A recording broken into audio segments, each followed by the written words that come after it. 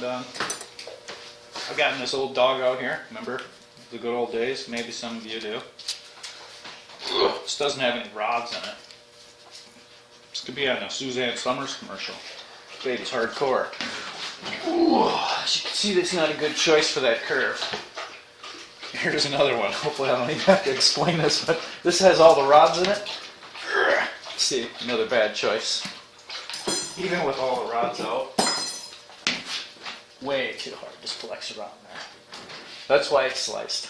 So, if you're gonna sand, you might be able to get away with this back there with mud, but here with this, no, don't do it. You're just gonna get a lot of wear right here. And I didn't go over that well. I don't know if I have or haven't, but when you're sanding, if it's wearing too much in the middle, the sander's too stiff. You need to take some rods out of it. If it's wearing too much where your hands are placed, it's too soft. So you need to stiffen it up. And you can also compensate by pushing harder or not pushing as hard with your hands, as it's floating over all the highs. It's kind of a float. In fact, I almost called it a float when I made them, because they just float on the high spots. They sand the highs down. You build the lows to meet the highs, and then you got that perfect curve that everybody wants. But I'm going to do a little more sanding around this curve here. Like I said before, break these up into different spots. You got that little entity, this curve through here, and then that curve through there. Work on them in different times.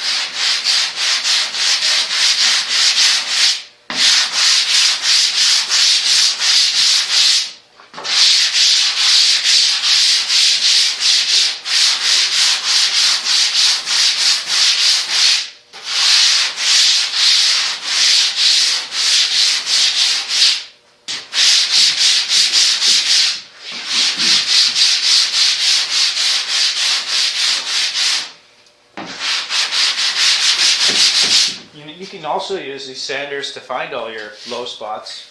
And if you're doing your metal work still, well, this isn't a bad time to learn a little bit about where your highs and lows are, because you can go around and you can beat these out if you're doing your metal work. And I know some of you guys out there are probably afraid to even work on your stuff because you think you're going to wreck it, but really you're not.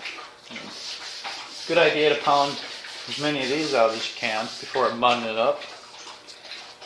But you're not going to hurt anything. Just pick up the sander and sand and learn from your mistakes. The next time you do it, you'll be better at it.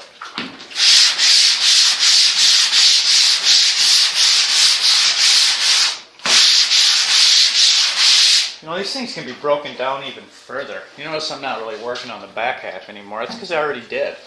And I feathered the back into the front of the fender.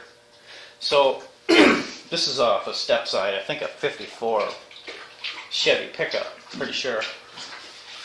I'm working on it into here, feathering this spot up into this spot.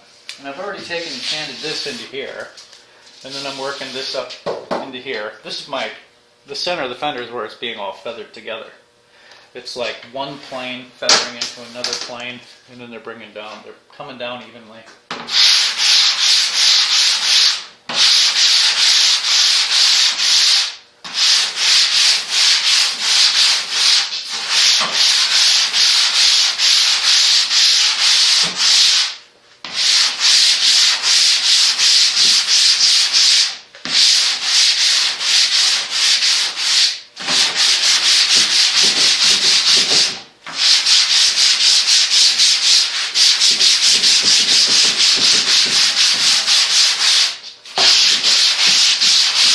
Yeah, what else? This comes to mind too. The fellow with the Jag again.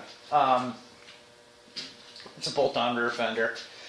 You're going to want to bolt it to the car, and that one's a little different where this folds down and then it bolts up through here. This one bolts onto the side, but his bolts up and around. A lot of Model A's are like that too.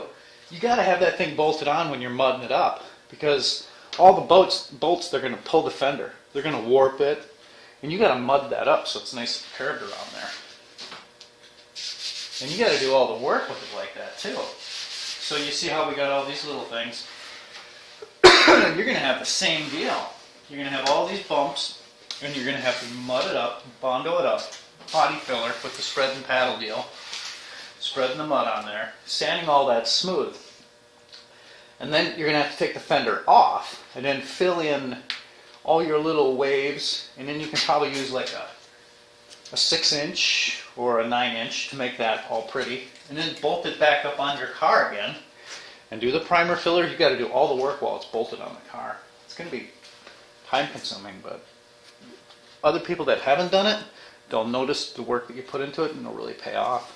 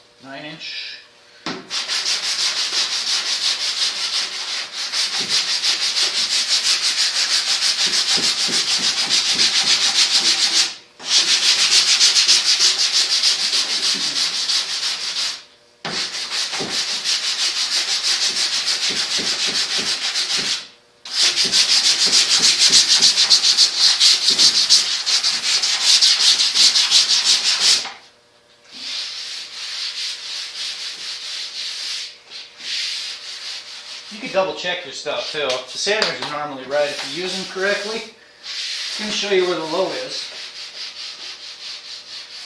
And feel this way, you'll feel it go down and then back up in this case. And it's definitely, it is what it is. You can see this fender is really jacked.